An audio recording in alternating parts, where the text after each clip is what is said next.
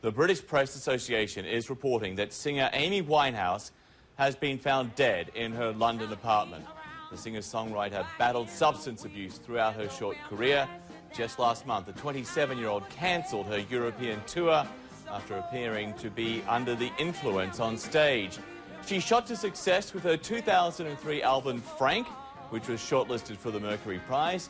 In 2008, she won the Grammy Award for Record of the Year, another one for Song of the Year, and Best Female Pop Vocal for the single Rehab. We're joined now by Anthony DeCurtis. He's a contributing editor with Rolling Stone magazine. With more on Anthony, officially the death is unexplained, but most people will be suspecting that drugs and alcohol are involved. Well, yes. I mean, it would have to be the assumption that anyone would make, but of course, we'll await more official word. But, it's been a very troubled career, and it's a very sad and premature ending. Clearly she was flailing, and you really hope that someone that young will turn it around, but 27 has been a dangerous age for rock stars for a long time. That moment when you've had a big success, but trying to get over your troubles, some people make it, and obviously some people don't. And just talk to us about the trouble she had recently. She was in Serbia. She was doing a performance there. She was booed. She dropped a microphone. She kind of wandered around aimlessly.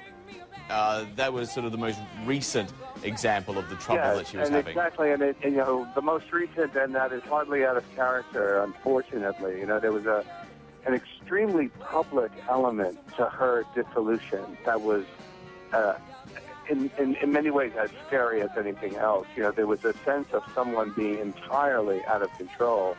And it was so ironic because, of course, her big hit was a song called Rehab, which had this chorus, "I don't want to go to rehab," which was hilarious at first. Everyone thought it was so funny and so not politically correct. And then, of course, it wasn't funny anymore. It just became, the kind of a sad expression of a kind of, defensive and desperation.